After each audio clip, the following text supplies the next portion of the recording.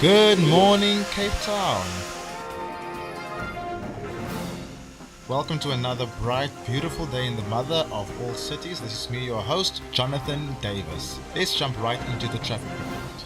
There are delays of 60 minutes on all the train lines due to manual authorization. On the roads, your traffic on the N1 is backed up to Yip de Jager. Traffic on the N2 is also slow moving after that accident after the R300. The right lane has been closed. And then we'd like to remind all commuters that the bus drivers are still striking, so you can expect some very long queues at those taxi ranks. Please travel safely, and I'll see you all in an hour for your next traffic report.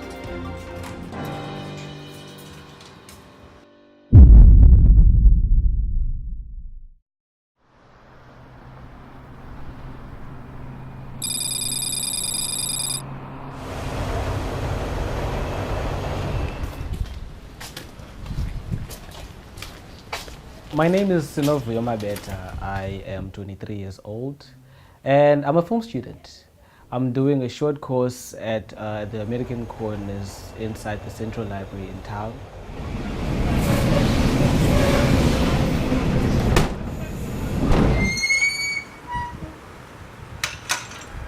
My name is Daniel Matthew Alexander Weber. I work in a place called the American Corner, Cape Town, which is actually a partnership community development space inside Central Library.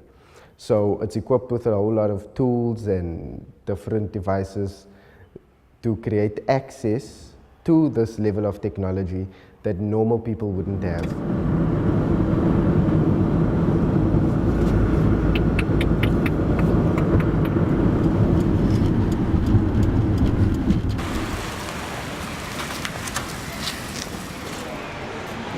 My name is Matthee, and I am the coordinator of the American Spaces Programme. So that means I oversee the American Corner in Cape Town and one in PE, and I work a bit in the mobile space program, which is providing pop-up programs in small towns and townships around the Consulate district. The last time I was late was actually this morning. I had no choice but to wait for the train because I have no other mode of transportation, no transport money or anything like that. So I actually use the train as a free mode of transport because there are so many people sneaking into the train platforms and getting a free ride. I normally use my city bus to come to work. However, there have been bus strikes in the area and it's been going on for a really long time.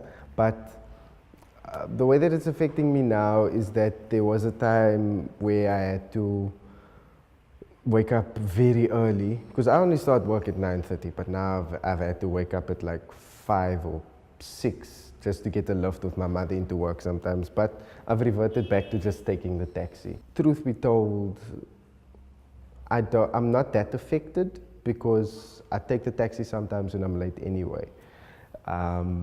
I'm actually very blessed in terms of my location in relation to into the city center.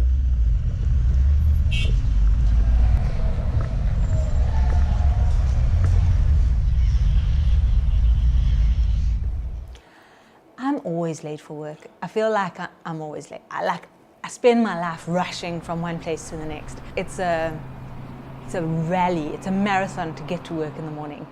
But I know I have it easy. But it's like waking up, the baby wakes me up, and then I feed the baby, and then I feed myself, and then, and then it's just getting out the house, switching over to Brenda, letting her take over the house, getting to work through the traffic. Supposed to be there at 8:30, but I'm always like 25 to 9, and I feel slightly guilty. Don't tell my husband, but I actually put my makeup on in the car while driving.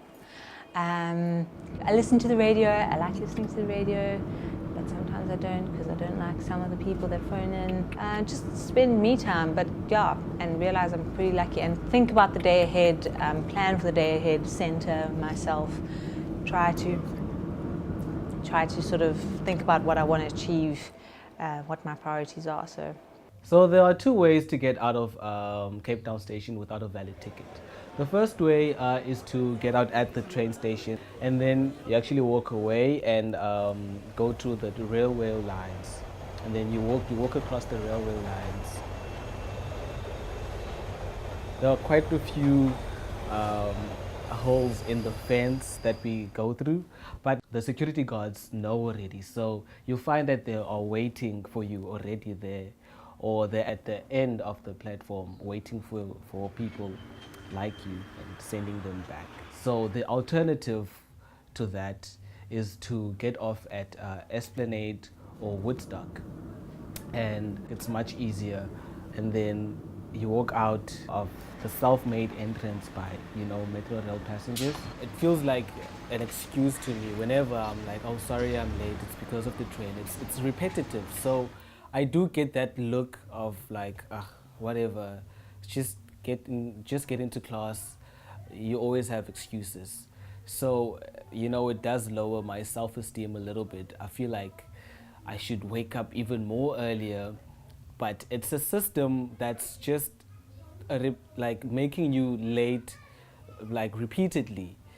So this one time we pull up and they say, okay, Cape Town, get out. Now it's like, oh damn, now I've got to change taxis. I get out, and then the taxi that we sent to is so full that I see something that I was not ready for at all. The driver opens the boot. Now in these taxis there's no boot. It's a quantum. There's nothing where the seats end. That's where the taxi ends. It's over. It's done there. But he opens up this boot and he reveals this space with a little black plastic crate just sitting there. And he's like, my brother, there you go. And I'm late for work. What can I do? I climb in. I gotta go. And I drive all the way on the N1 on this little crate at the very back of the taxi. And look, the type of person I am, it was kind of an adventure, I kind of enjoyed it. But for somebody else, that's no joke. I mean, the fact is, I feel like we need to demand more respect and more dignity from the people who are transporting us, especially when it comes to taxis, because the fact is, they treat you how they want to treat you. You must make up your mind. Come inside, come with me. I don't want to get off at my car. I'm pretty lucky. I don't face too many challenges, run out of petrol, bit of school traffic, moms and SUVs, bit of rain, which we pray for. Our housekeeper or nanny uses a bus to get to work. She has a 2-hour commute every day. Brenda sent me a WhatsApp last week asking if she can spend the night at our house during the bus strike, because she knew she just wouldn't be able to get to work because the lines for the taxis would be way too long and the traffic would be too bad. So she spent the night at our house last night. Luckily we could pay her for babysitting as well during that time, but it's not a sustainable solution and it really does affect her.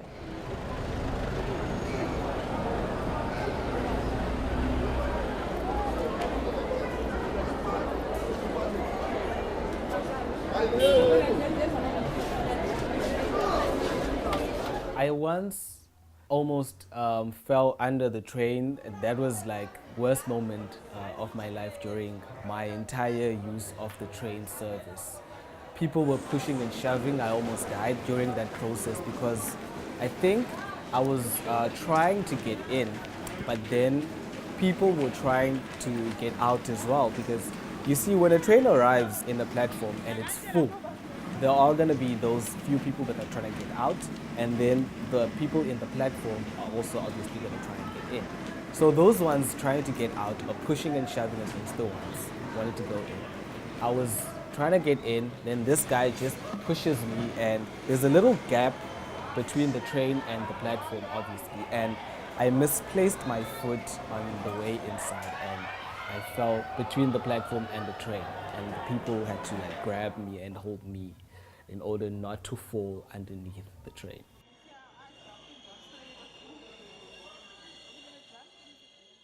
I haven't been in very many dangerous situations when using public transport, either bus or taxi. I think I'm fortunate in that God.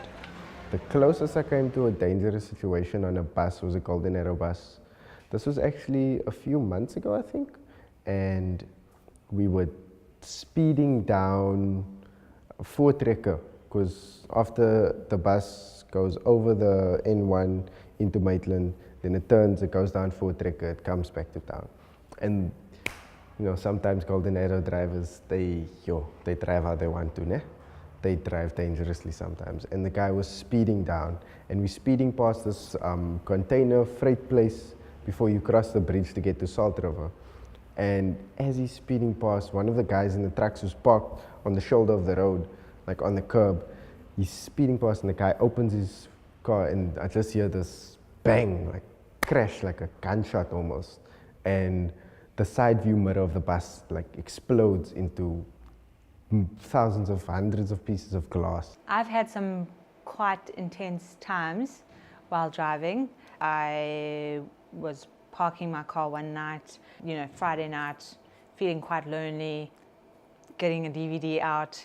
Next thing, 3 guys were at me, holding a knife to my throat. I was like, okay, take my bag. They said, no, we're not taking your bag, you're coming with us. And they put me in the front seat, and they got into the car. And then I was like, okay, here's the F&B, let's stop F&B, let me just draw cash, you can take the car, take the cash. And we had a joyride with my money and car. And then eventually I was like, guys, this is it. You told me you weren't going to hurt me. What's happening now? And thankfully, nothing happened, and I drove my car back. I would like to say to us, the passengers, is that please refrain from damaging the property of Metro Rail and PRASA when we are showing frustration, because there are the right channels to do this. If you're going to damage properties, smash windows, burn trains, or any of those types of things, then you're actually not helping.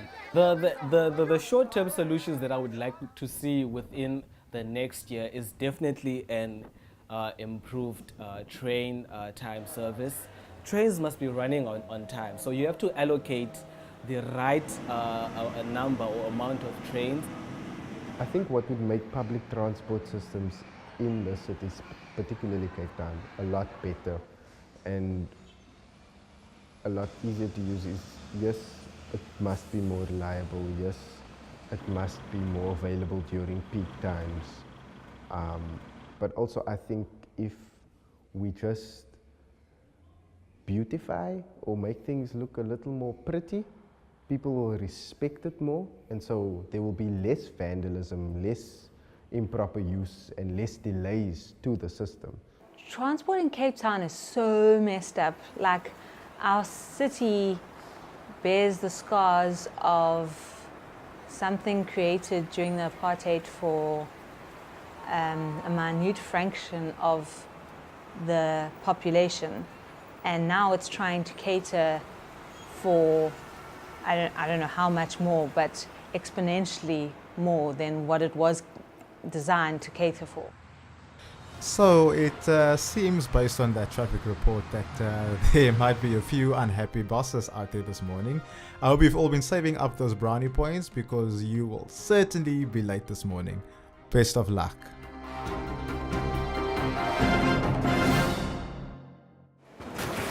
Sorry, mate.